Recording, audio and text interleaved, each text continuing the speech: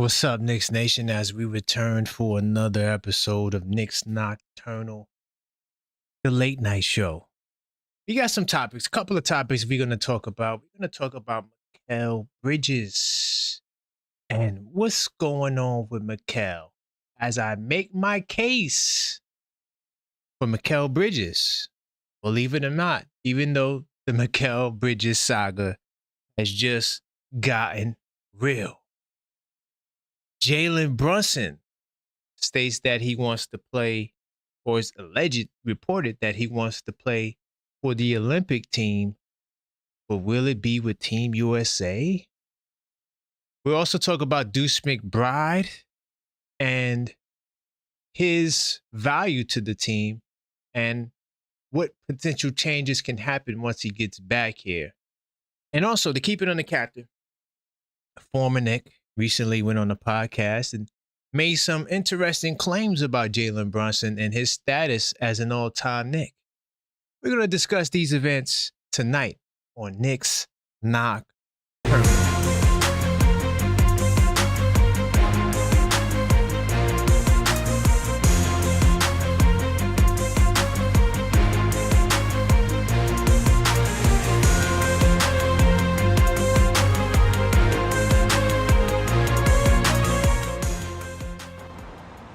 Welcome to everybody in the building. I am your host, Karan Pierre, the Objective Fan, and I'm straight out of Kings County, New York City's finest.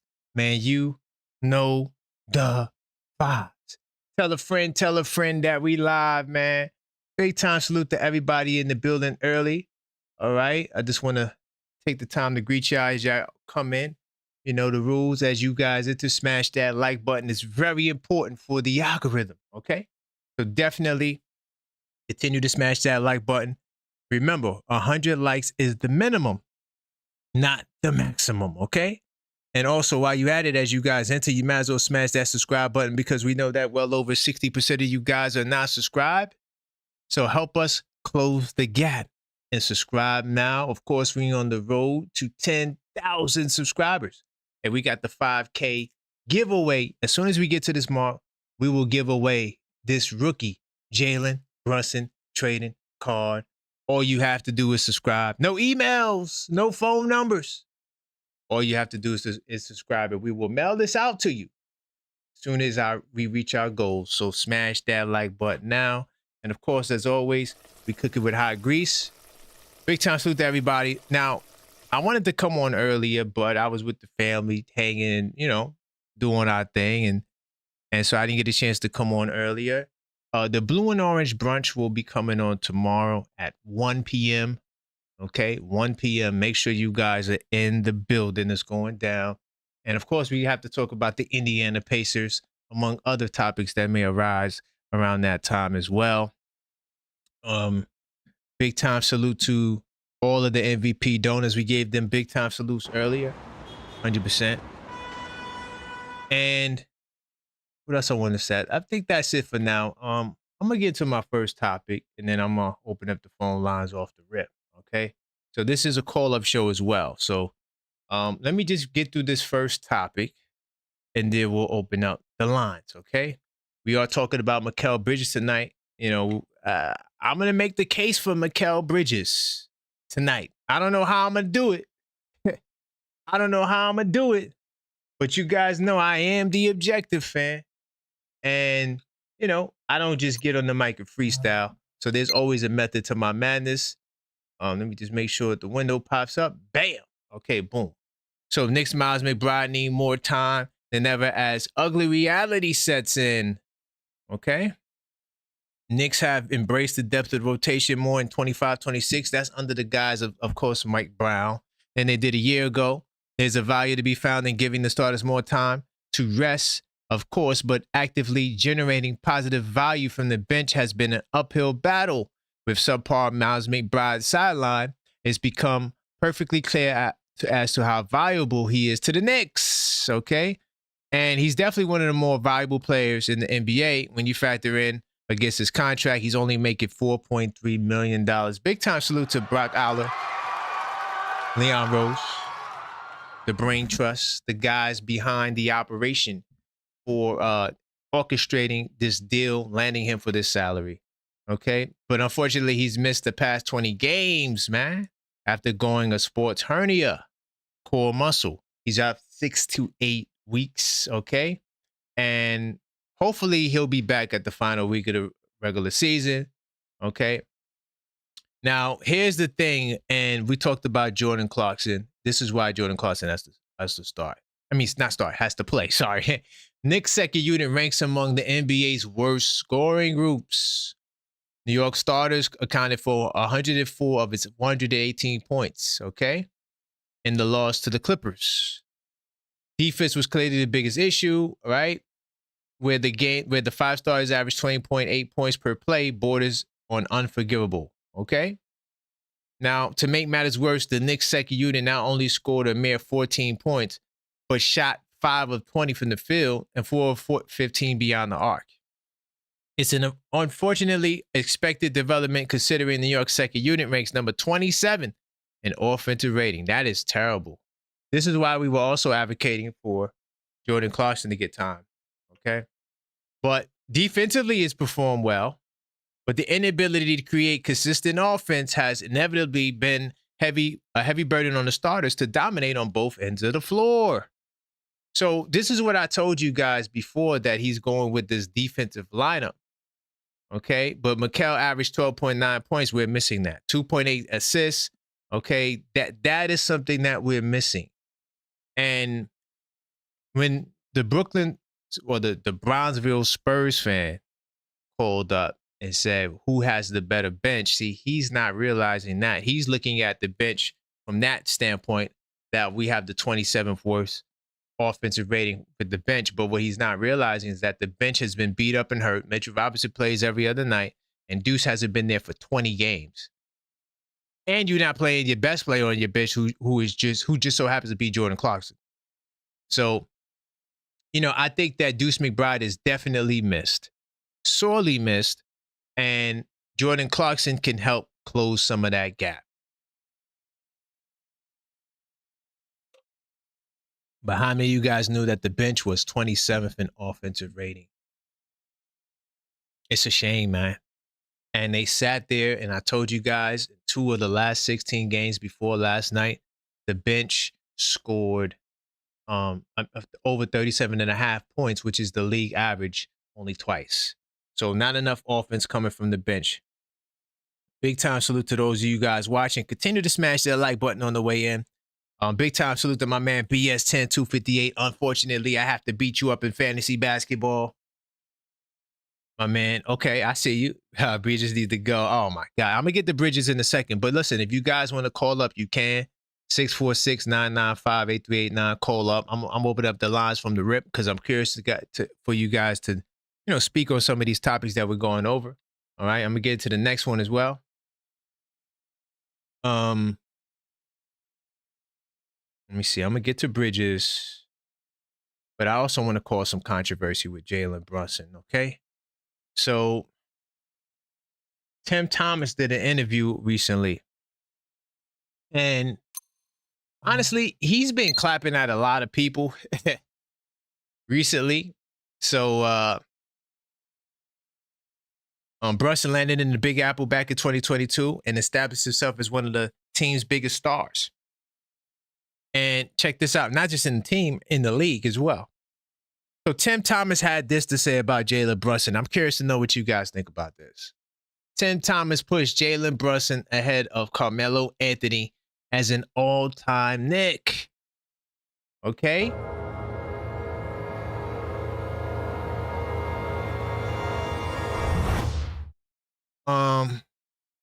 So Thomas was asked who had a better Knicks career between Anthony and Brunson.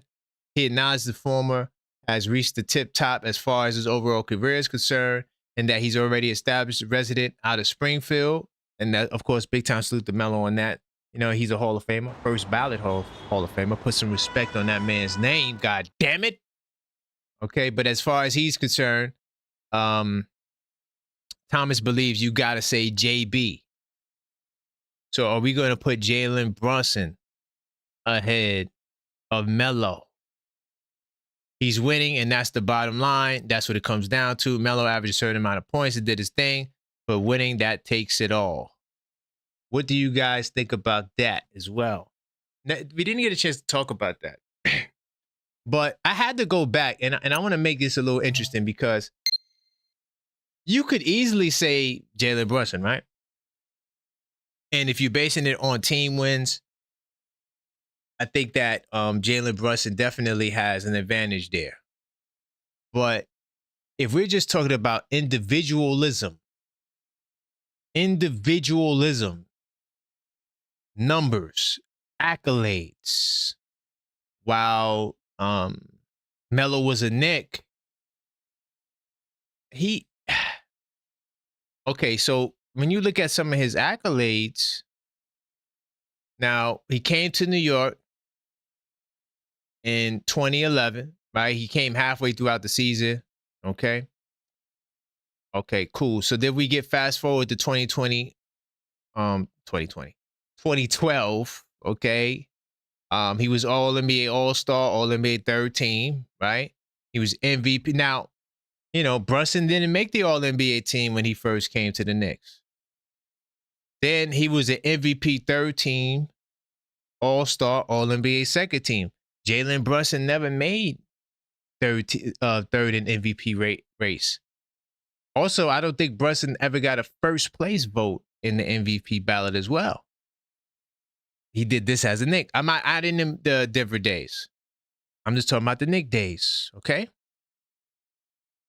Then the following year, he was an All-Star.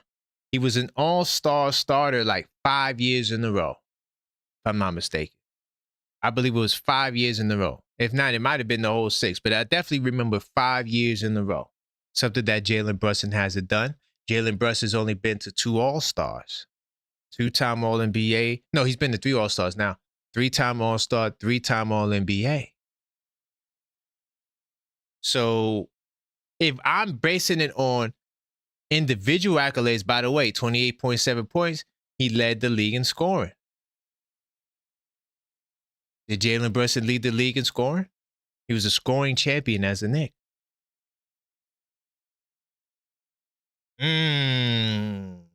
What do you guys think about that? If I'm not looking at team success and I'm just looking at numbers and accolades,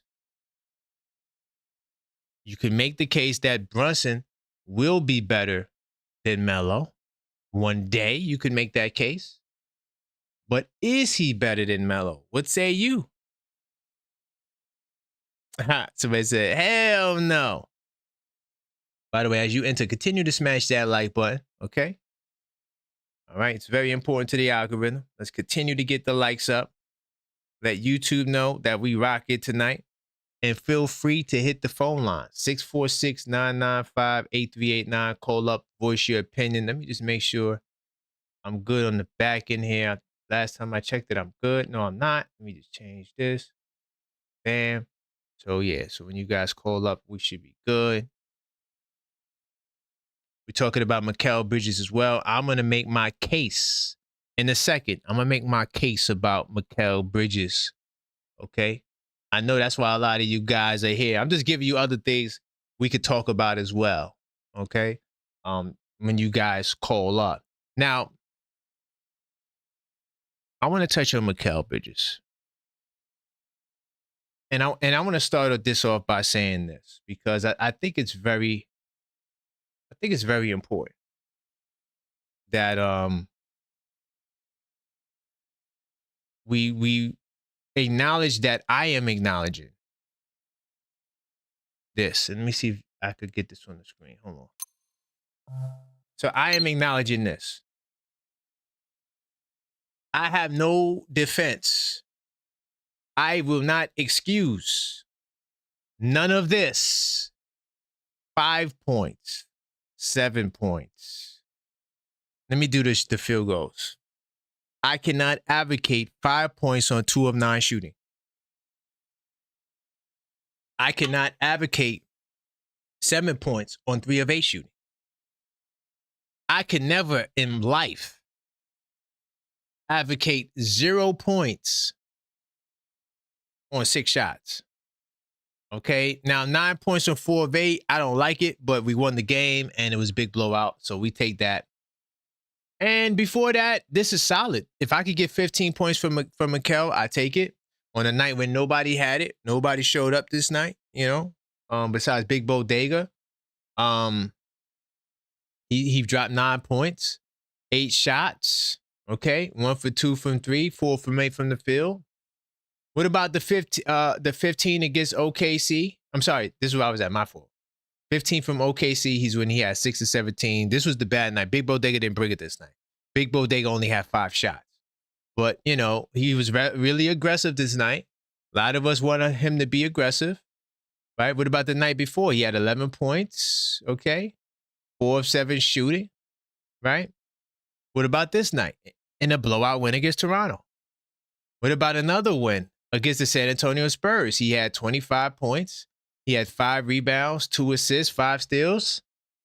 Hey, if we go to the finals against the San Antonio Spurs, we know that Mikal Bridges can turn it up. What about the game before that? Blowout win against Milwaukee. So I understand in the last 4 games he's been terrible, but what about the last stretch of games before this one? If you go back, his last stretch of game that he was pretty bad in was the Detroit Pistons, even though he did shoot efficient from the field, but the team got blown out. So I'm someone that puts it on everyone when the team gets blown out. What do you guys think about that? So I'm not advocating for his recent stretch, but look at the stretch before the recent stretch. It's not that bad. And guess what? We got a very, very, very, very, very favorable schedule. Okay. And when you look at it, look at the games that we have. Mikal can definitely redeem himself. Now, remember, tonight I am defending. I'm making my case to defend Mikal Bridges. It's very difficult. All right. I'm not going to act like the bad shooting does not make my job a lot harder. Okay. It definitely does. But I can't look at that and say it's the end all be all. We got Indiana. All right. What did Mikal Bridges do in the first 2 Indiana games? Let's pull it up because I don't remember. I didn't anticipate going to Indiana. Hold on. Give me 2 seconds. Let me get into the Indiana page. I didn't anticipate going here. Let's see what Mikal has done against the Indiana Pacers. Okay. This season. All right. We know we had a close game the first time around. Okay. The first game against the Indiana Pacers, I didn't plan this, y'all. He had 22 points. He had 8 rebounds, 5 assists, shooting very well from the field. He was a +9 to all the plus-minus guys out there. So that was the first game against Indiana. How about the second game against Indiana? What did he do in this game? I don't know. Let's pull it up. In the second game against Indiana, he had 22 points. I didn't plan this. I'm dead serious. I really didn't. I didn't realize he had these good performances against Indiana. My bad. I didn't realize it. But he's averaging 22 points against Indiana. 9 of 15 from the field. 2 of 6 from 3. 6 rebounds, 3 assists. He was a -5 for the plus-minus gods. We did lose the game, but Mikal Bridges showed up. Okay, he showed up. So to bring it back to where I was at, when you look at the schedule, we got 2 soft touches in Indiana. Golden State don't got their man Steph Curry. These are favorable Brooklyn Nets. So this is a favorable stretch of games where Mikal could get his shine on. And I am defending Mikal Bridges tonight. All right, smash that like button. My man BS2 10-258. Good point. Right. By the way, I know it's late. So, if you guys can't call up, feel free to send in the donation and I will respond to it in place of a call. All right. But I'm cooking with hot grease. I'm defending Mikal Bridges. All right. I'm defending Mikal Bridges tonight. Smash that like button. I know some of y'all don't want to hear it. But when we zoom out it doesn't look that bad. Like when you zoom out, and this is why I do the Knicks in 10 show.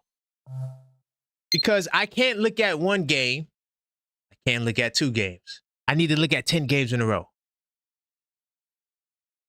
And when you look at the stretches before that, he isn't as bad as you think he is. I'm not defending this. Once again, 0 points, 7 points, 2 points. 5 points. I'm not defending that. Okay? Even though the Utah win was a blowout. Even though the Denver win was a blowout. Really is the 2 LA games that you really should kill him for. I know he didn't shoot good against Utah, but we won the game. He didn't cost us the game. No excuse. I'm not excusing it. I'm just saying. Maybe we need to give Mikal some more time. He's averaging 22 against the Pacers this year. That's our next game.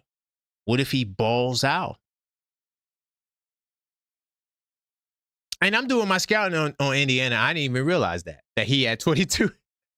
I did not plan that. That's crazy how that worked out. Like, but I do want to, tell you guys to give the brother a shot. Let me just state my premise off rip. I do not want to take Mikal Bridges out of the starting lineup. I had a long conversation with my dad. Also, I was talking to my dad, too. That's another thing that pushed me back. Big time salute to the OG Knicks fan. I ain't talked to him in a minute, so, it was great hearing from him. And I figured I just go on a little bit later. As long as they get the message out, doesn't matter the time, So anyway, but we were talking and because one thing I like to do is I like to ask people questions to make sure I'm not bugging the hell out. And he said, no, you're not bugging. Mikal has the experience. His defense is still solid, even though I don't think he's being used right defensively most of the time. But it is what it is. And, he's just having a bad stretch of games. They've all had bad games, all of them. OG Anunoby, when he first came back from toe of ocean, go look at his numbers. It got better because he started performing better, but let Mikal Bridges get a shot. That's my opening Mikal pitch right there. I do have an article I want to go to. And hold on, give me 2 seconds. Let me get it. Now, I kind of knew about Mikal's intangible or other things to his game that people don't value because we only look at points. And that's what I'm going to point out to you tonight. If you think that Mikal Bridges is bad, it's because you're only looking at his points. And I'm arguing tonight that your view of Mikal Bridges is off. Because while you view Mikal Bridges this way, does the coaching staff view Mikal Bridges in the same way you do? That's my question. Let me continue. So this article came out, and big time salute to the Daily Knicks for this. I thought that this was a fire article. The curious case of Mikal Bridges and a confusing Knicks narrative. All right. New York Knicks stand now. Mikal Bridges has become surprisingly a polarizing figure. I think he's now the most hated Knick. Mikal, he has to go. Get him out of here. He's taking the cake when it comes to that narrative. He made statistical progress in almost every area. Yet many seem to insist that he's having a down year. Huh?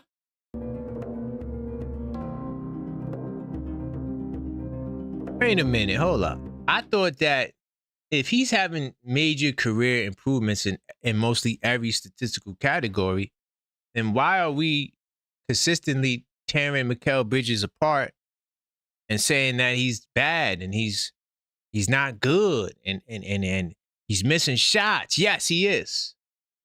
Recent games, he's been missing shots. I can't say it's been like that way for the season. Don't allow 2 games to taint your view completely. And this is what you guys do consistently.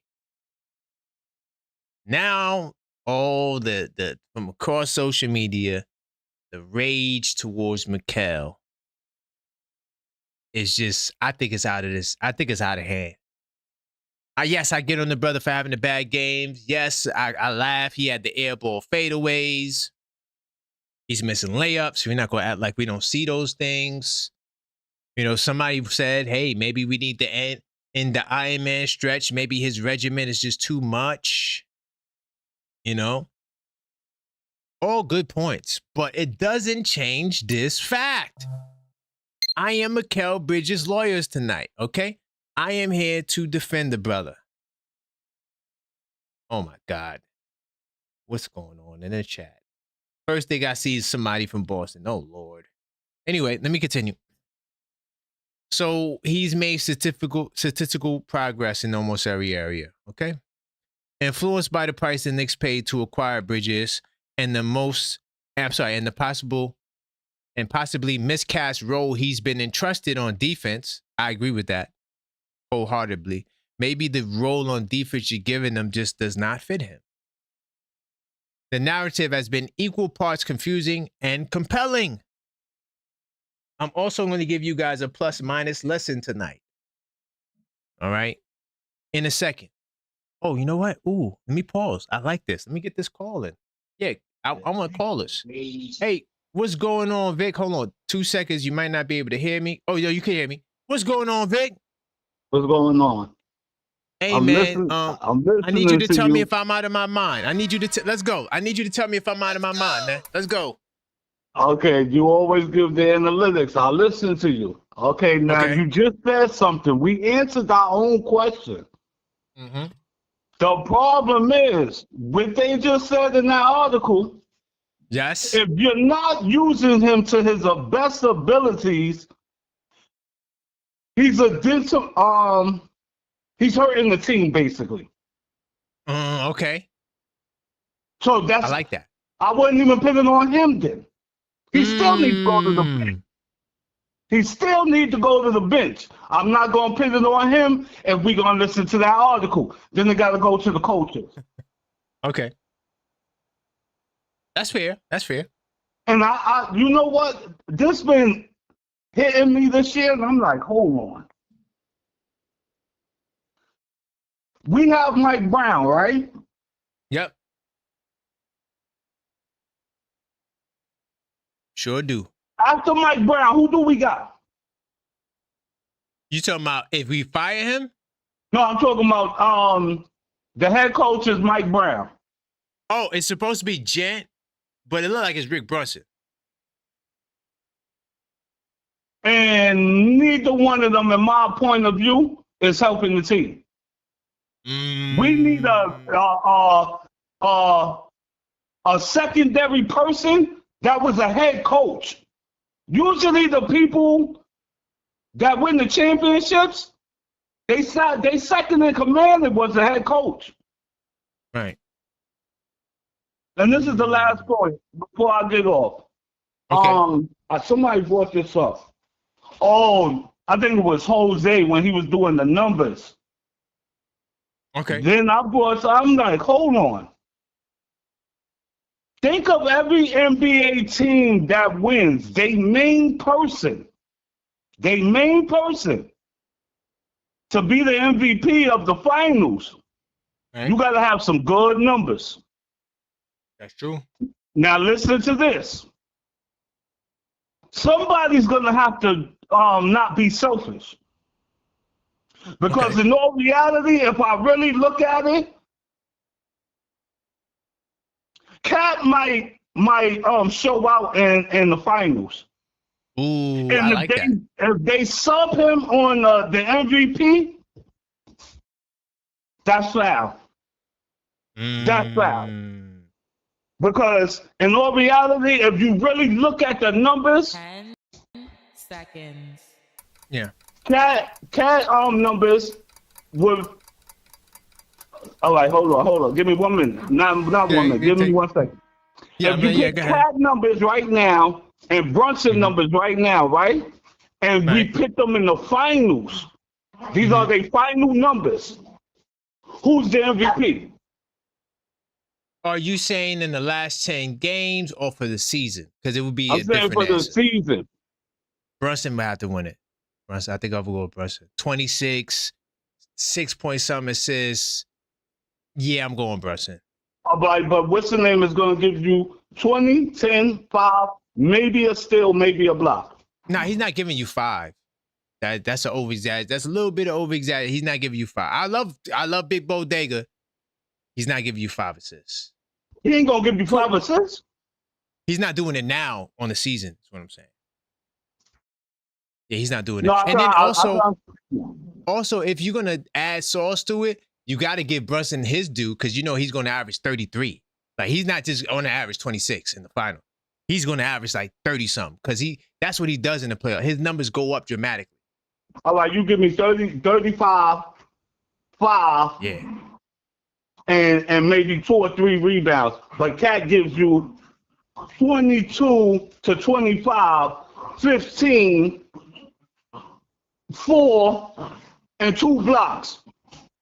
Yeah, he's not giving you 2 blocks. I can't over his. I love Cat. I'm with you. I think that it would be a great playoff if Towns could do it. I just don't think he has the mind state to do it. To be that takeover. I don't believe it. I gotta see it to believe it. When you talk about 25 in the playoffs, I gotta see that. He's never done that. Now Brunson has done 30 in the playoffs before. See, we've seen that. That's not an exaggeration, or that's not a wishful thought for Brunson. He's really done that. Towns has never averaged 25 in the playoffs. He's never done it. Yeah, but he got to the Western Conference Finals before he got here. That's so true. He had to finish some type of work. And that team right there, what they did that year, he would have been if they would have got to the finals and won it, he's the MVP. Nah, brother. Ant-Man was on a tear, though. Ant-Man was a young D Wade in them playoffs. He was going all. They couldn't stop him.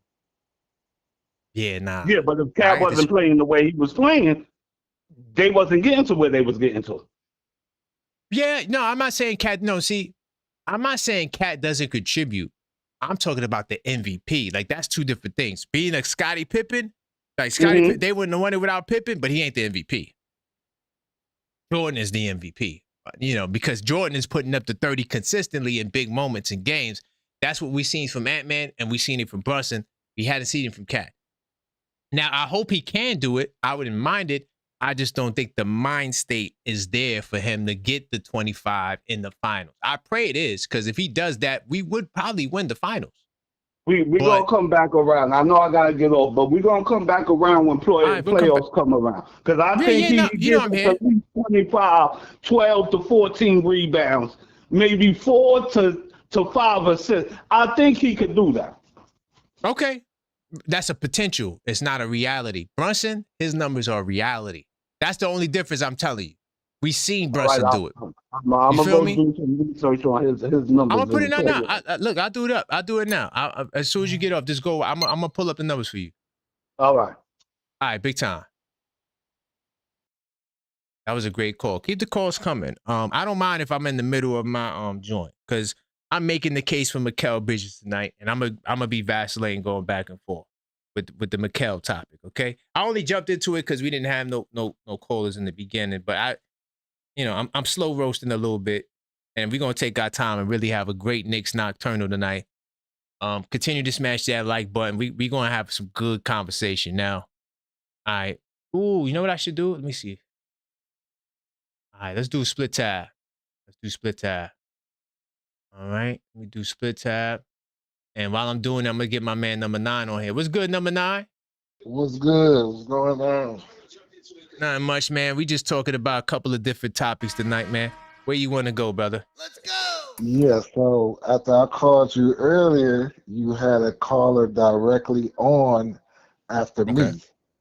And right. I'm going to play you what he said, and I want to address what he said. Okay. All right. Here it goes. You got it queued up? Yep. Oh, wow. You bringing the receipts. What's going on, Johnny, man? How you feeling, brother? I'm feeling amazing. Amazing. Blessed as always. What's good? That's great, man. We talking about a lot. Where you want to go? I'm going to go to the Pistons fans right quick, but it makes no sense to even talk to them too quick because they're irrelevant. You know what I'm saying? That's true. First of all, Piston fans, can we cut it out? Can you win something first, man? Can you win something? Regular season does not matter. You saw what we did to Boston, right?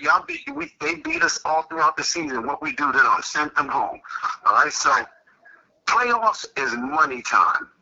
That's it. I don't want to hear nothing about Detroit. They're not proven. They haven't won nothing, and they're not a skilled team. They got one head. That's it. Anyway. Okay, so we heard that, right? Okay. I want to hear the rebuttal to that, though. What are you going to say to that? Right. So, Okay. right or wrong, the Knicks haven't won a championship since before Michael Jackson played in The Wiz. Okay. The Knicks haven't been to the finals since Cash Money was taking over for the 99 and 2000, right? Right.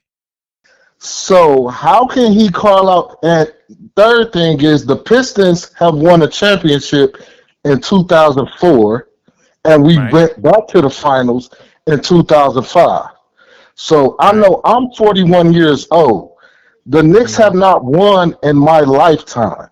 So how can he call out Pistons talking about what have you won when you haven't won nothing in my lifetime? So I'm trying to figure out the hypocrisy in that statement, Johnny Appleseed.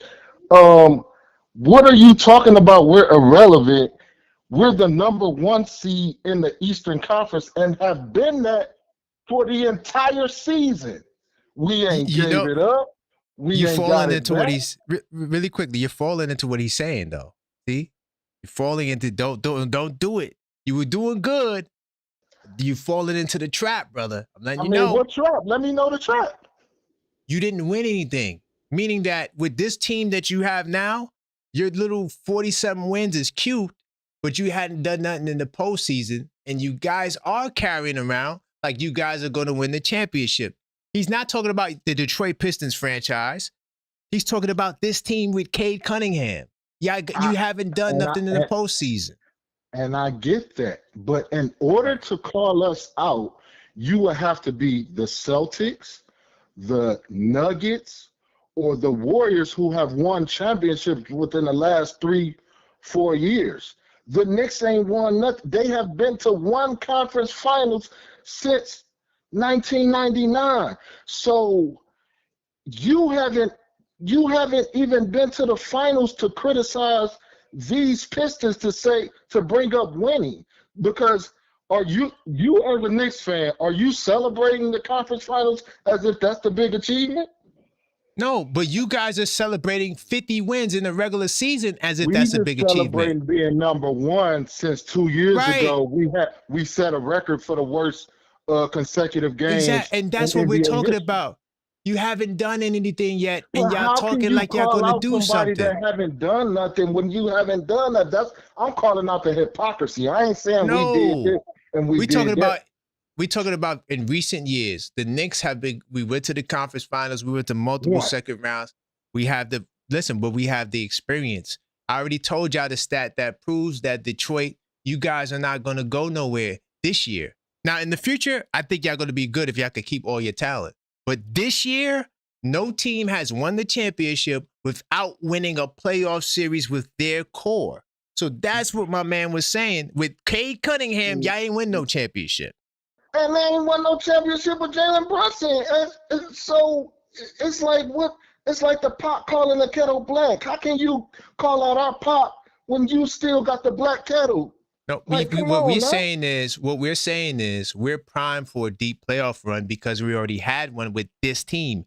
We hadn't seen your guys do it yet. So what we want to see is this year, not the history of the franchise. Because if you want to be real, you talking about 2005. Okay, 99 is not that far from 2005, brother. But it's still more recent. That's a 6-year gap. I mean, it is what it is. 6 years is nothing. The bottom line is you hadn't won a playoff series in 16 years. So I need to see you win a playoff series first. Calm down, young grasshoppers. I think you're going to be all right, but not now. No, I don't like that. I don't like that call out. And then you ain't won since the end of the Vietnam War. I just think that's a big form of hypocrisy. And you, as a Knicks fan that was agreeing with him, you should have called him out on that, because you should have been like, hold up.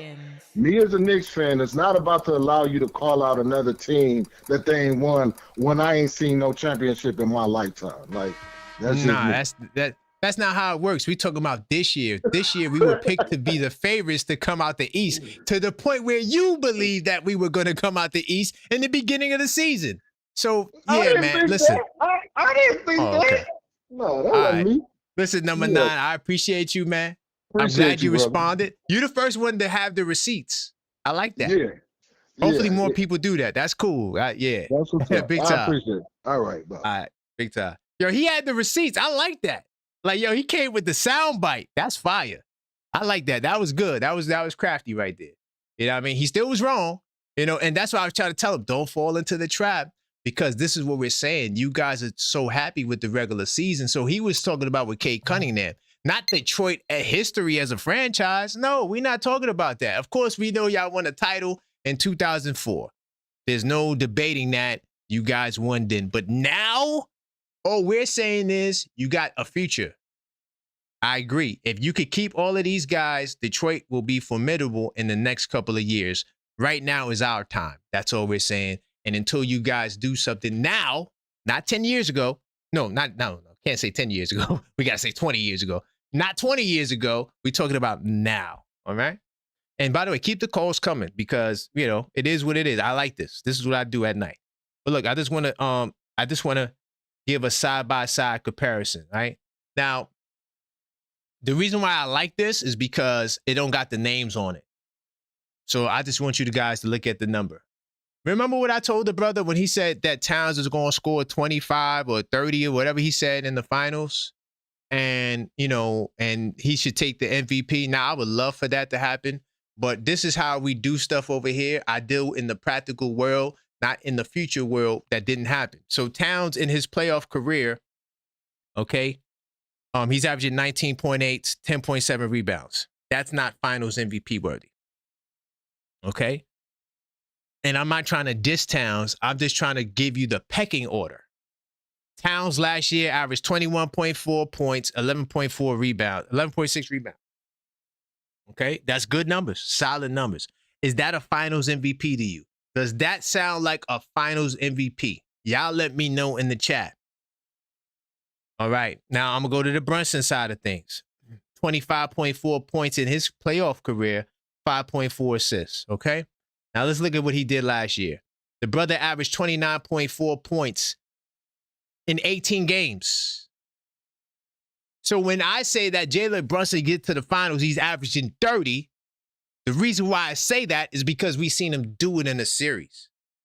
Towns has never averaged 30 in a playoff series. It never happened. So there's no reason why I'm going to make it seem as though this time around, he's going to come and he's going to average 30. We hadn't seen it. I hope it does happen. But the guy who's the MVP on the team, this is his playoff numbers. What about the year before that?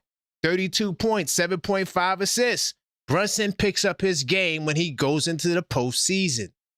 This is the Brunson you're dealing with. Even his first year with the Knicks, 27 points, 5.6 assists. Even that year, if I put that year up against Towns last year, I would take Brunson's first year. So we got to keep it in context. That's all I'm saying, y'all. Jalen Brunson would be the MVP. And I don't even think that there's a challenge to the pecking order with this team. I think Towns knows that Jalen Brunson is the captain of this team. I don't think they have ego issues. I don't think Towns wants it more. I think Towns, I wish he was more aggressive naturally because he could be a very, very dominant player. But the bottom line is Brunson becomes Michael Jordan. You seen the numbers up there. They compared Jordan to Brunson. I never seen Towns compared to Shaq in the playoff. I never seen it. But I've seen Brunson compared to Jordan, and they said, look at the numbers. 30s in finals. In series. It's a different ball game when you get to the playoffs. In that's why we came up with the term playoff Brunson. It's different. There is no such thing as a playoff Towns. We never heard of it before. All right? Anyway, big time salute to everybody who just joined the channel. Yeah, Cribs Dad. Thank you, Cribs Dad. I appreciate you, Cribs Dad, for that explanation. Thank you. I see the chat rocking with me, right? You know what I'm saying? See, I let Detroit come on here contrary. First off, by the way, let me tell you something. The hate disseminated by naysayers inspires players to prosper. Let me just say that, okay? I had that saying on a t-shirt. I might bring it back. Let me just say something. To all the people who got negative things to say about the Objective Knicks fan, just know that I don't hear you. Don't. And also, just know this. I'm never scared of any smoke from anybody. If I ban a team, it's because for a particular reason. It's because they're not trolling fairly. So I need to bring a standard to trolling. You're not going to get the opportunity to come on the channel after we get blown out by the Clippers and get blown out by the Lakers, but you disappear. Crickets. I got this soundbite for y'all. Crickets, for like the last week, we hadn't heard nothing from Detroit. But now y'all want to come in here and laugh at, nah, dog, that ain't fair. Take your lumps like a man. Y'all lost to the Brooklyn Nets. Y'all was up 23. They came back and dusted y'all off. Take your lumps like a man. Be in the chat. All of a sudden, Detroit missing from the chat. So yeah, I just had to say that to the naysayers. By the way, continue to get the likes up. And no, I don't hear you.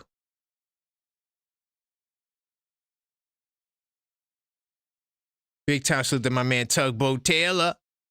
Did I just walk into the tallest midget in a debate? Don't say that. Nah, my man Jose was good. My man Jose was cooking, dog. Come on, man. HIM the Great, I see you in the building. I'm glad to see all the channel members in the building, man. Knicks Tape Madness Discord server in the house. All right. Let me get back into Bridges. Keep the calls coming, by the way. Don't feel free to interrupt me. All right, because I didn't want to start with the Mikal Bridges stuff. How the hell I get to Mitchell Robinson? Wait, what the hell's going on there? Hold on.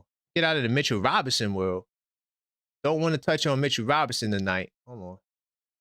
Might offend some people. Anyway. Talked about this. Where was I? I was over here. Okay. This is where I was at. All right.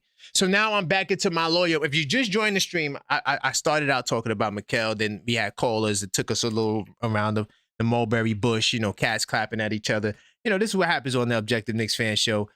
You know, we have good sound basketball conversation. Big time salute to my man, Zach. Yes, I do know that SGA broke the record, Zach. Big time salute to you in the building. Hold on. I'm going to get back to Mikal. Hold on. All right. I'm not ready for nobody. What's going on, caller? State your name. Where you calling from? I'm calling from I'm calling from Queens, but I'm from Brooklyn. Okay, Brooklyn, Queens. Hold on. Did we speak before? Yes, sir. And what's your name again? Khalil. Yes. I don't know why your number. All right, hold on. I'm locking it in right now. Let me know. This is my new thing now. As soon as you call up, I lock in the number. That's what I'm doing.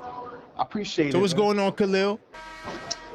I want to say that you're right though. It's not as bad as it appears as far as analyzing Bridges. Right. Right. You're right though. Statistically, the Knicks are good when he's on the floor, and I think the defensive rating is a 105. It's pretty high, which is pretty good. But he's technically a third option on a team, and he's not playing. If you compare third options on other elite teams like the Thunder, he's not really. He's like Jalen Williams or Holmgren. They're both averaging 18 plus points. Bingo. So once again, I know you're saying apart from the scoring, he's still doing. He hasn't regressed compared to last year. Compared, his assists actually went up about 0.3 points. His rebounds went up almost 1 rebound compared to last year. His steals is practically the same as last year.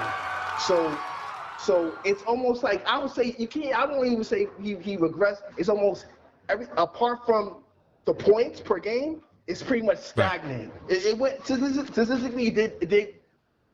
He has improved, but he's still a third option, and he's paid as if he's a second option. Khalil, I just want to interrupt you. He's actually a fourth option. But go ahead, continue. He's a fourth option, not third option. Just to just for clarity. Got you. Okay, so because you know they listening, but go ahead. Okay, so no, that changes a lot. That does change it a lot. So if he's a fourth option, then I guess you would give him a pass. You should get offensively. He's not. You will give him a pass. I guess you know what I'm saying on that, because he's not. He's there to take the pressure. So like I said, I think what you're saying is correct. He's not. If you look beyond the points, he's actually not doing. And you compare his statistics from last year. Bingo. He hasn't regressed. And the team is actually better defensively, statistically, when he's on the court. So I can't argue. I can't really argue against what you're saying. But if you wasn't researching, if you didn't do the stats, if you didn't check the stats and like that, he's playing horrible. Exactly. Because you know why? Yeah. And they go by points. Yes. That's why. So I just wanted to say you right on the money with that, because you have to dig deep to really see, because even if you're watching the game, you have to. It's hard to see the impact he has on the team, but and another thing too, politically, like he makes so much money, you can't have him on the bench. He has to be a starter. Bingo. So that's a dagger right there. But I appreciate you, Khalil. I got your number saved now. You good? Thank you, brother. Thank you. Have a good night. Big time. All right, salute. So that's what I'm gonna do now. I'm saving numbers while we live. I don't know why I never thought about that. Like, yo, just save the number while we live. It's just weird. I just never thought to do that. Anyway, the brother, he definitely was cooking with hot grease. He definitely stole some of my momentum, but he ain't steal all of it. He did not steal all of it. All right. So yes, like the brother just said, from a volume perspective, he's increased his averages, 1.3 rebounds, 0.6 assists, 0.6 steals, 0.4 blocks, 0.2 3-point field goal percentage per 36. I don't like the 36 minutes, but his numbers are better. And actually, I actually got the most recent lines. Hold on. Let me pull that up so I could actually break it down. So right now, Mikal Bridges, here's another factor that people are not factoring in. And I got you, Hakeem. Give me 2 seconds. The minutes. He's playing 4 less minutes than he did last year. Hold on to that thought. He's playing 4 less minutes than he did last year. All right? 4 less minutes. He was averaging 37 minutes. I think he was third or second in minutes behind Josh Hart, something like that. And now he's averaging 33.6 minutes. So the minutes are down. He's playing less time. All right? Maybe not 4. It's more like 3.4. Anyway, nonetheless, less minutes. So his points is down 2.6 points. Okay? His field goal attempts is down 1.2.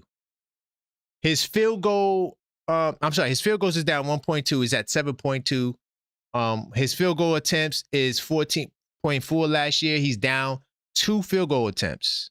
So he's down to 12.3 field goal attempts. Matter of fact, this is what I could do. I'll do this. I'll go back in the research mode and I'll go to we go back here. Bam. So you guys can actually see the year, and I'm going to zoom in. So you guys can see the 2 years together. All right? Hold on. Let me zoom in so y'all can see it, because I forgot that it's the same player, so it's easy to compare numbers. Okay? So boom. You see that? So just look at the last 2 years. Let me see if I can highlight. Okay, yeah, boom. See, I figured out how to highlight. You see the two oranges right there? That's what we're looking at, okay? That's what we're looking at. So his field goal percentage is slightly higher, 0.9%, right? So the shooting and the scoring numbers last year are better. There's no debate there. He was scoring more last year and shooting slightly better last year from the field. All right. However, from three, he's still shooting 2 threes a game. He's shooting 5.3 attempts, slightly less, right? A third of attempts less. But the 3-point shooting, he's shooting better this year than last year. How many of you guys would have thought that how many of you guys, keeping it real, would have thought that his 3-point percentage is better this year than last year? Keep it real. Would y'all have really thought that? He's 2 percentage points better this year at shooting the 3 than last year. Free throws are roughly the same. He's up a rebound a game. He's up a slightly on assists a game. His steals is up 0.5. I don't need per 36. This is regular numbers. His steals is up 0.5. His blocks is up 0.3. His turnovers are down 0.6 with more ball handling responsibility this year. Yes, I'm looking into the camera. Mikal Bridges has more ball handling responsibility this year than he did last year. He set up more offense this year than he did last year, and his turnovers are down 0.6%. Salute to Mikal Bridges. Not percent, 0.6, I should say. All right? And his plus minus, I don't care about plus minus. That's not doesn't gauge nothing to me, So I want to talk about the on-court, off-court. We could look at that. Yeah, I'm not going to do regular plus minus, but I'll do on-court, off-court because it's very, very interesting. And let me see if I can highlight both years again. Let's see. Bam. All right, I think I figured this thing out. All right, hold on. All right, bet. So those are the 2 years we looking at, okay? So I just want to show y'all something. All right. And then I'm going to get into what the numbers are saying in my opinion, in my estimation, okay? Now, when we talk about the plus minus, right? When you compare the 2 years, the plus 5.6 in 24-25, as opposed to the plus 6.6 this year, which is really good, by the way. It's a really good on-court plus minus. 6.6. Now, the biggest difference is the plus 5.9 and the minus 0.4. Now, can I ask you guys a question? All right. To all the guys who's watching the show, do you guys understand the difference between on-court, off-court? Because this is something I've seen people butch all the time. So I just want to say this. Let me make sure I got you guys in the right section because I'm looking at my notes right now. Okay, cool. You guys can see it. You see the 0.4 where the mouse is and the 0.5 and the plus 5.9. Do you understand why that is? And do you understand that the minus 0.4 isn't a minus 0.4? I'm going to tell you what the minus 0.4 is and how you calculate it. So the minus 0.4 is really a plus 7. All it's trying to say is that when Mikal Bridges is off the floor, the team is a plus 7, as opposed to when he's on the floor and it's a 0.6.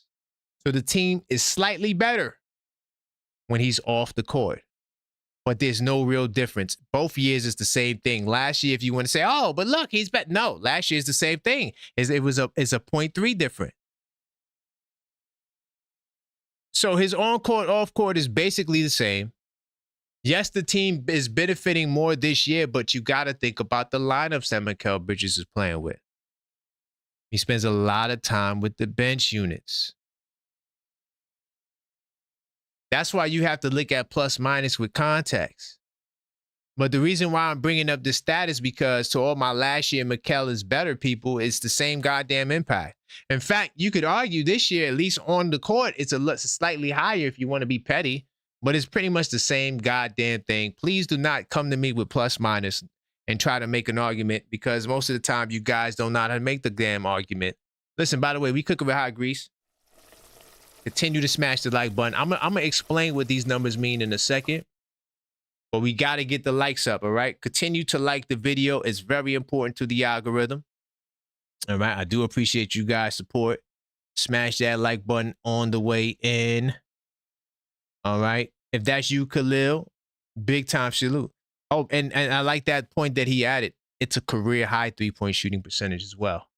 But I wasn't really trying to just amp up the set, Khalil. I'm trying to show the difference between this year and last year with him as a Knick. I don't care about the other years. I want to talk about this year as a Knick. And I'm making my case and my argument for Mikal Bridges. Remember, that's what this video is about, y'all. So continue to smash the like button, okay? So how do you guys think I'm doing right now? Am I making my case for Mikal Bridges? All right? I'm not done yet. Trust me. There's more to this. I'm going to tie it together. What's going on, Hakeem? How you feeling, family? Yeah, I can hear you now. What's up? What's up? What's up? Hey man, everything good, man. I'm just cooking with hot grease. I'm defending Mikal Bridges tonight. I know it's a very hard task to do based on the last couple of performances. Yeah, but you're gonna need. Go ahead. But I am making a great case. What say you, brother? Where you want to go? All right, so I'm actually watching. I'm watching Boston and OKC. I just turned away from you. I was watching you when you was just talking about ball handling percentages and what he has going on compared to last year. Yes. Case for him. You are making a good case for him, but you had a caller that just got off. I don't forget. I think it was that Khalil or somebody that just called. Khalil, yeah. That. So yeah, my man. You know, he's making some solid points. But the one thing I'll disagree with him is this, right? He said we paid Mikal so much that we have to play him. You're wrong. You don't perform, you don't play. As you have educated me, Objective, in the last couple of calls that I've made to you, that New York City is a high market team. The window's very close. It's closing soon, right? We don't have any time for any type of development or anything. I don't know what's going to happen next year when it comes to Brunson, Mitchell Robinson's contract, as you spoke about, where the smoke was fire and orange is blue. We don't know what's going to happen with Mitchell Robinson. So as far as I'm concerned, you don't perform, you don't play. I don't care how much money we're giving you. What Mikal Bridges has done as far as the title that he's been given for the player that he is, a shooting guard, right, in the NBA. As a shooting guard in the NBA and on a contending team as the number 3 seed in the conference that we expect the Knicks to go far, we expect the Knicks to bring home gold. And as of the last month, or maybe it's a stretch, but I would say the last handful of games, for a team that we expect to bring home gold, Mikal Bridges has digging that copper. You have not given us anything, brother. And I'm not going to really get into the statistics because when it comes to numbers, Objective, you're very good with that. So I'll let you do what you do.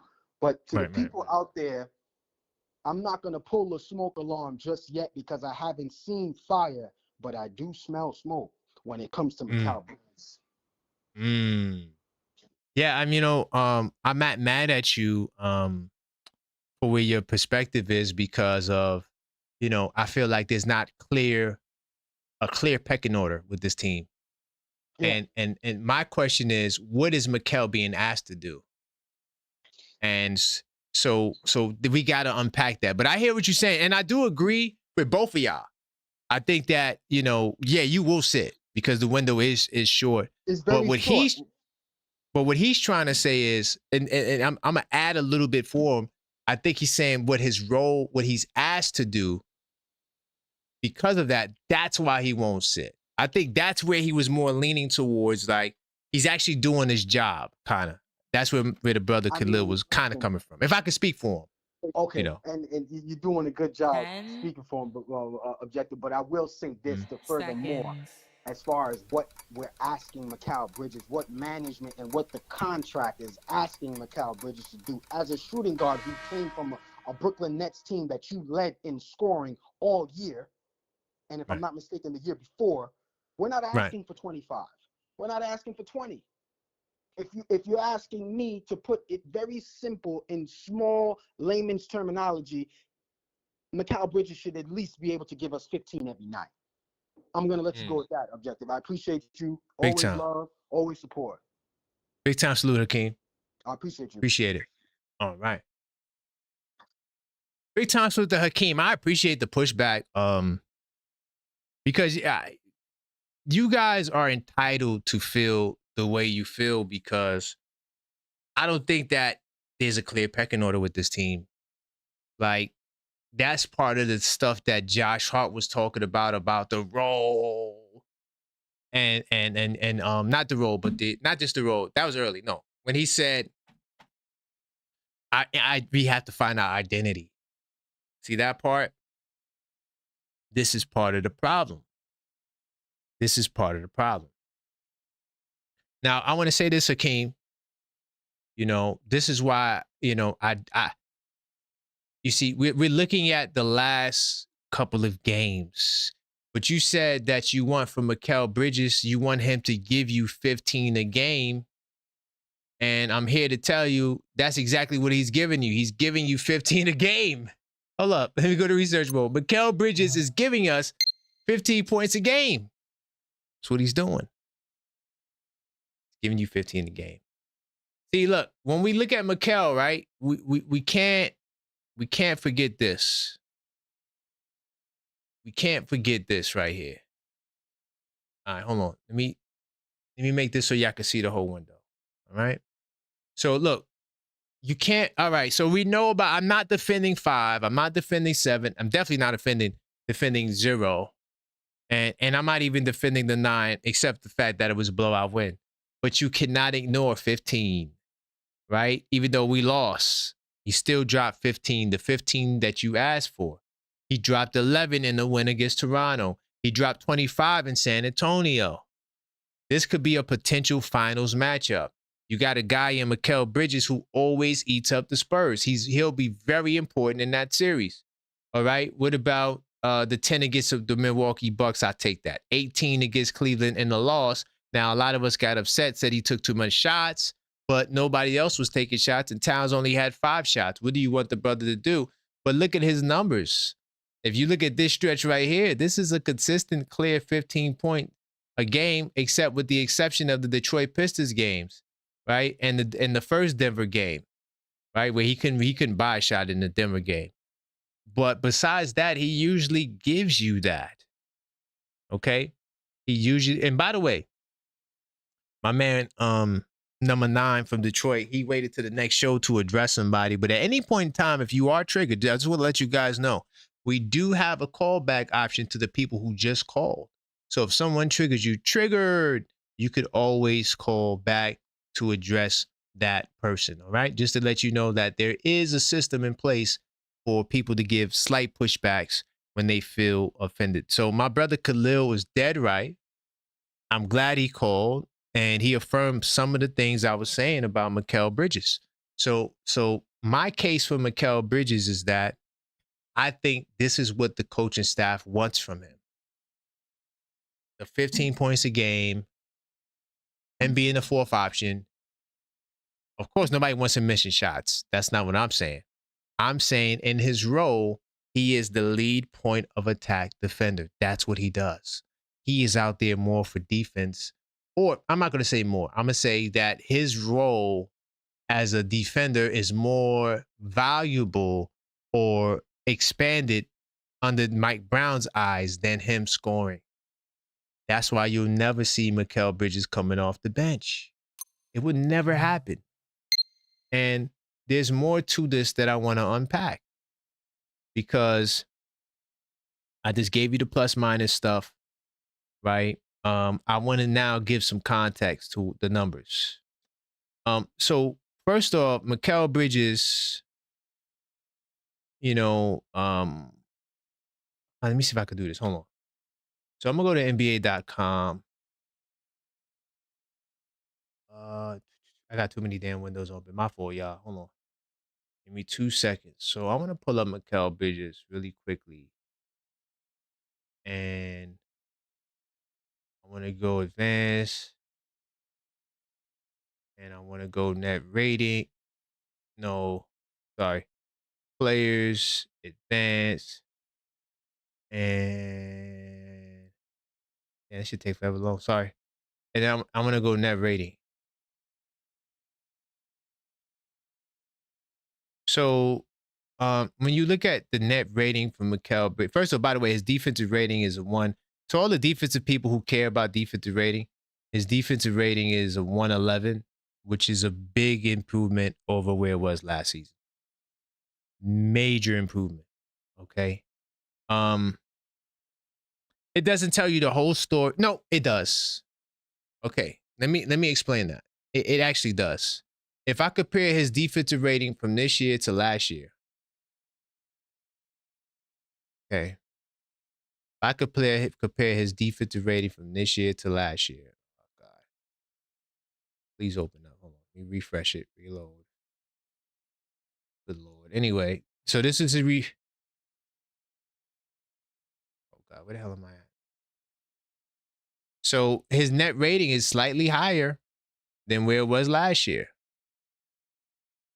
Right? His defensive rating is better. It's 2 points better than what it was last year. So I could make the argument that his defense is better this year overall. Because, all right, let's have a conversation about defensive rating. The problem with defensive rating is you have to have a certain context, right? Mikal Bridges guards the point of attack. He guards the best player he guards the best guard on the floor. All right? Unless OG takes sometimes OG gets caged. Okay, cool. But for the most part, Mikal Bridges guards the best guard on the floor.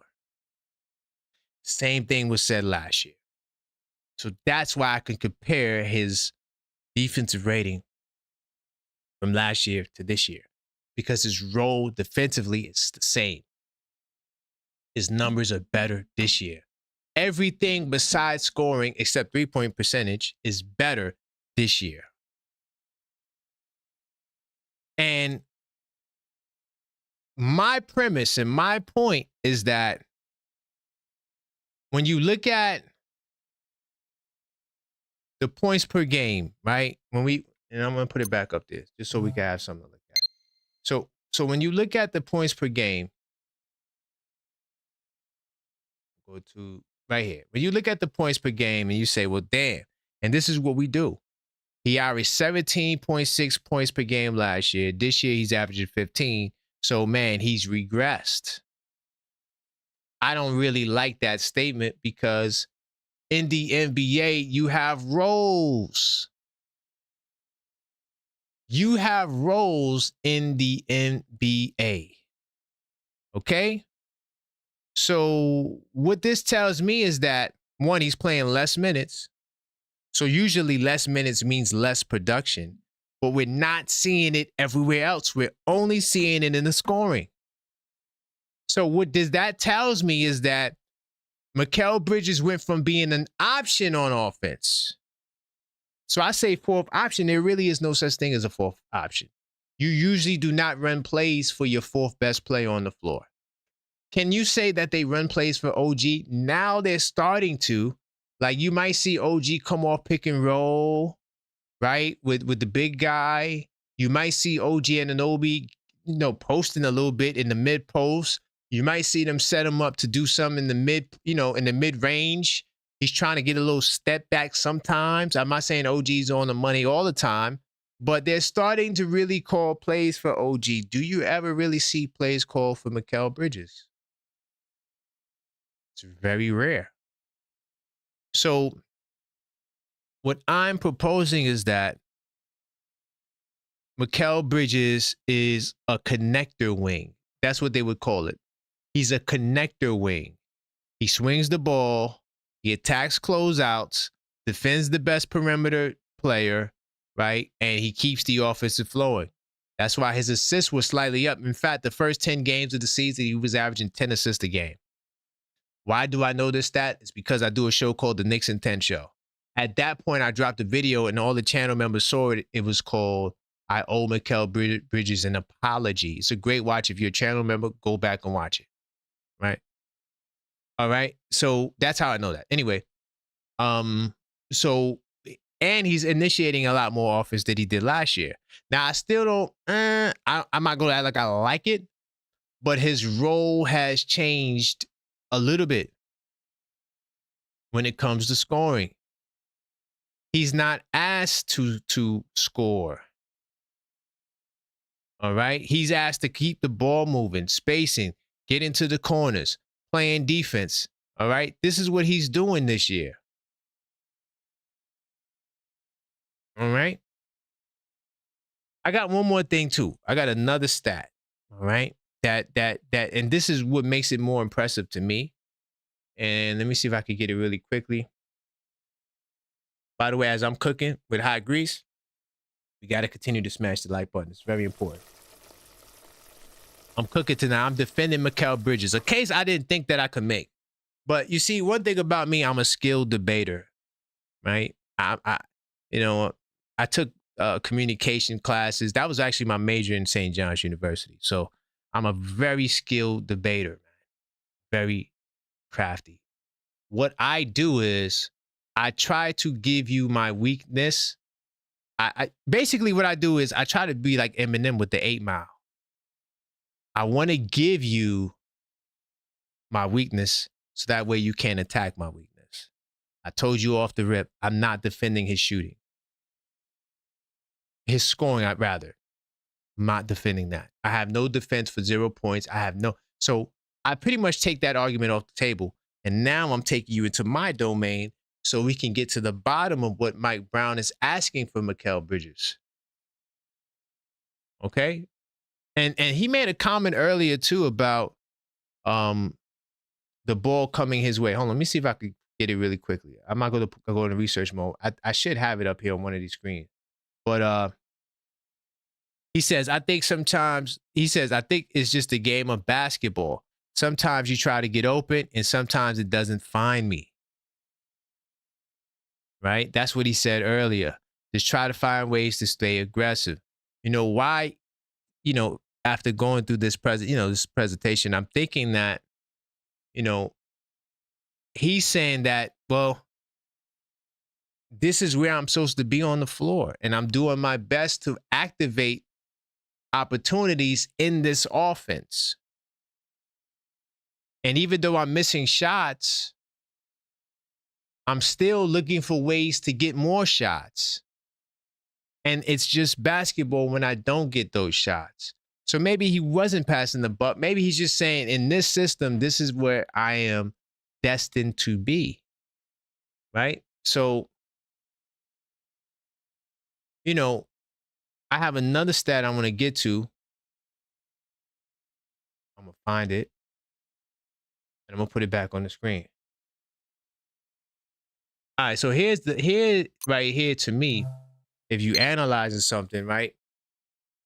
And we took the points off the table. Look at the turnover column.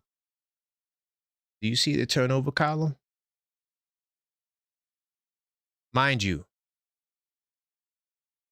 we are 67 games in. Look at how many bad passes he threw off turnovers. He threw more than double his production now.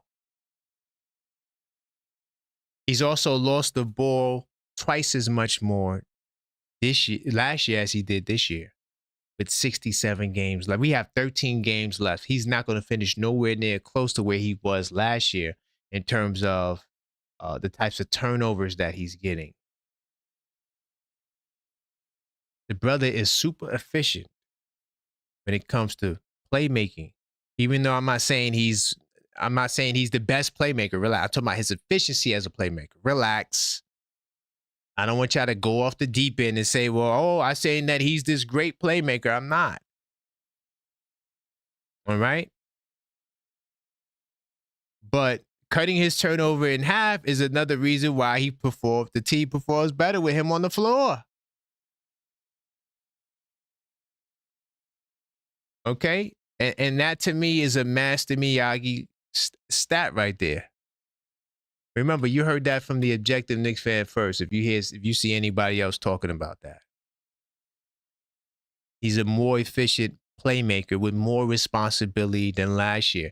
So Mikal is asked to do more other things, and that's why his scoring is down.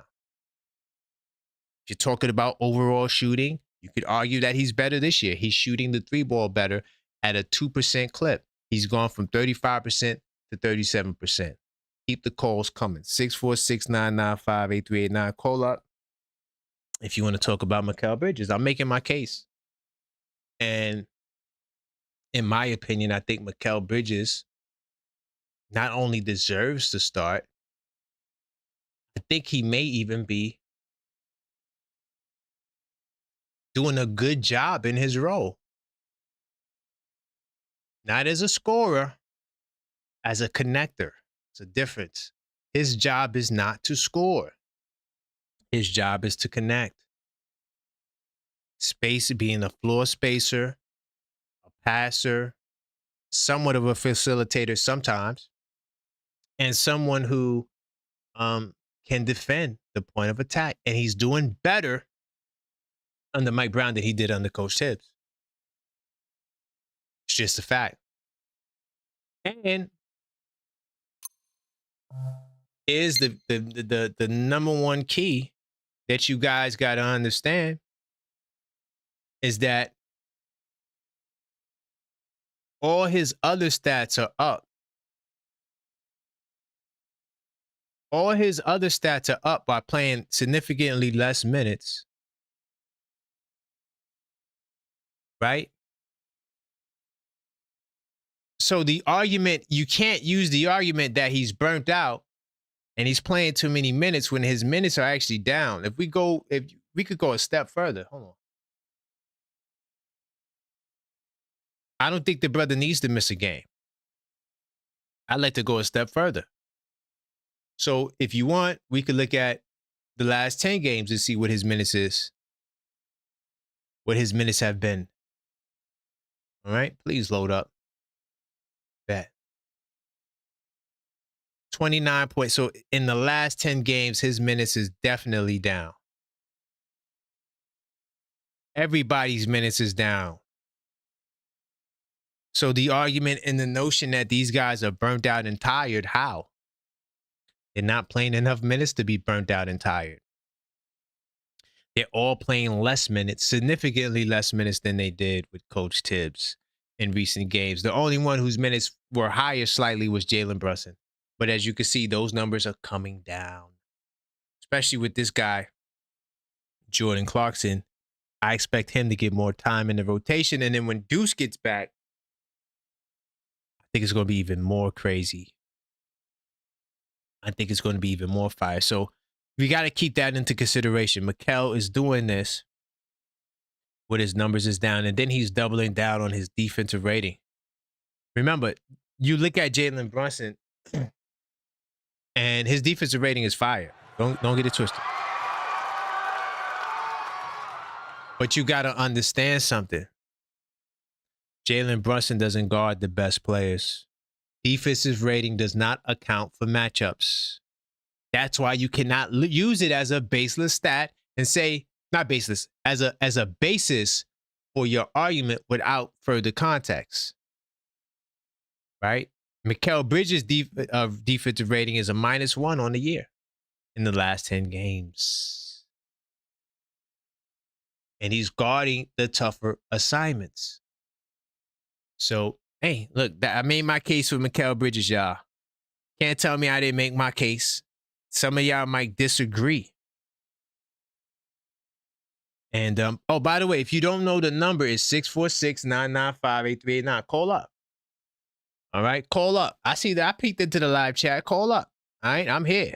We can talk about it. All right? I don't duck no calls from nobody, contrary to popular belief. How many YouTube channels you see get into debates? I debate every damn day. I got a Discord server with people who always have conflicting thoughts. I got shows where people call up to debate me. I don't duck nobody. I don't block people's numbers. I don't say this person can't call into my show. anybody could call into my show. Okay. And understand once again what's the reason for the boycott of Detroit. So if you're feeling froggy, then leave. That was the statement. If you're feeling froggy, then leave. Call up the damn number. You want to have a conversation about Mikal Bridges? Just know I took points off the table. So if you call up talking about scoring, you already shot yourself in the foot because I'm not talking about scoring the ball. Mikal Bridges, his job is not to score the ball. Got to expand our basketball minds. Okay? It's very important. Hold on. By the way, before I get into that, since we're talking about expanding our basketball minds, you definitely got to check out Game Night, the playoff edition. It's the latest addition to the 82-night series, okay? And listen, I want to tell you guys something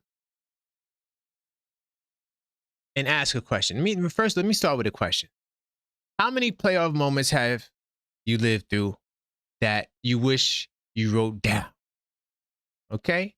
That's why I made this playoff edition, because a lot of you guys are not on point like that. All right? It's a fan journal built for the postseason, bracket tracker, series previews, game night memories, reflections, everything. It's a way to experience the playoffs on a whole different level. If you are interested, all you got to do is hit the link in the description and on the screen, linktree/TheObjectiveFan.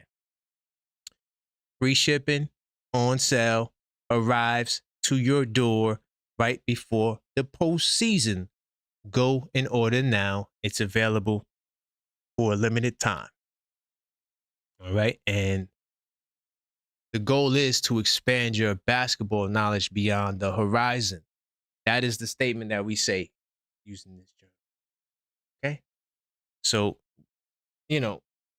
if you call up, do not shoot me to death. Do not tell me about a 9-point game and the 5-point game and the 2-point game and the game. And no, we got to talk about the things that I addressed. I told you what his role is on this team. He's not designed to be the third option.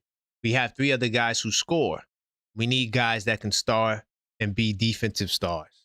All right? Okay, I do got the caller. Hello, caller. Let the people know your name and where you're calling from. Hey, what's going on, brother man? It's Ray from the Bronx. Big time salute to Ray from the Bronx, family. How you feeling, man? Good, man, good. So I want to talk about Mikal tonight, brother.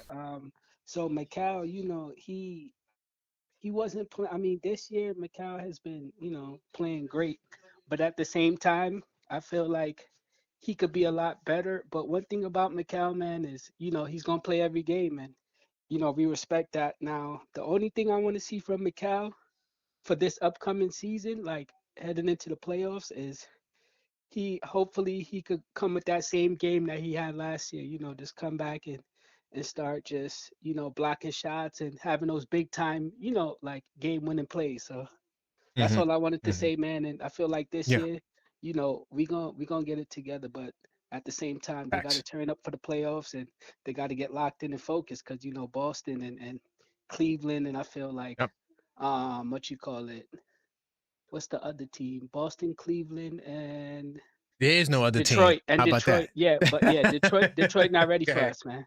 They got to win the series first. Respect. Thank you. That's all we say. That's all we're saying. It's very simple. They would say the same thing to us.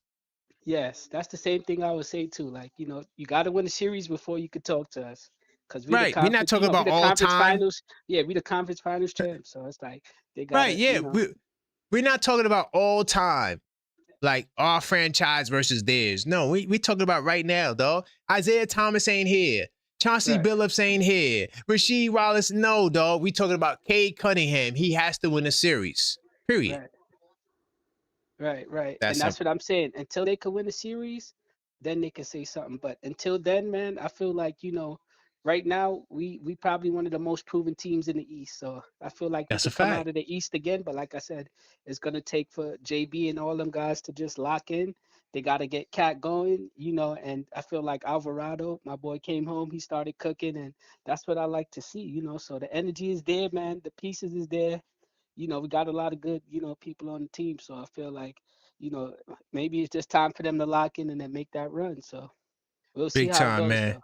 Yeah, much respect, though, What was your name again from the Bronx? Ray. Ray from the Bronx. Got you, Yeah. Ray. I'm locking in your number Respect, right man. now. So next time you call, big time. Yes, sir, brother. Much love and respect. All right. All right, take care. Peace, peace. The boogie down in the building, man. Let me lock in this brother's number, man. I like what he said. And like I said, if you're gonna call up the show, you can't come with the points. I took the points away. You feel me? So I took the points from the conversation. You gotta, when you're having a discourse with somebody, you gotta be fair, right? So the fair thing for me to do is acknowledge that the brother had bad shooting performances. But my premise is that he's not asked to shoot in the first place. He is asked to be a connector.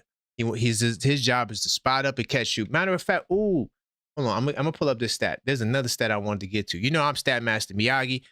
See, look, I don't have to stat you to death. This, that. No. I like to deal with simple, practical stats. I don't need to come with the 2 dribbles to the left and the 2 dribbles to the right. No, but there is another stat. I'm going to try to get it on the back end that I wanted to pull up with Mikal Bridges. Oh, you know what? Let me see. I'm going to find it, man. But if you guys want to keep calling, the number is on the screen, 646-995-8389. Call up and voice your opinion. And we cooking with hot grease tonight. Unfortunately, or fortunately, depending on how you feel, I had to take the position to defend Mikal Bridges. And there's a stat I'm looking for. It may be a B word to find it, but I'm gonna try my best to find it. I wanted to pull up his points assisted on, and I just got to remember where the hell to find it. It's just too, like, NBA.com is great. It's fire. It's just too much, bro. It's a lot going on NBA.com because that's another thing.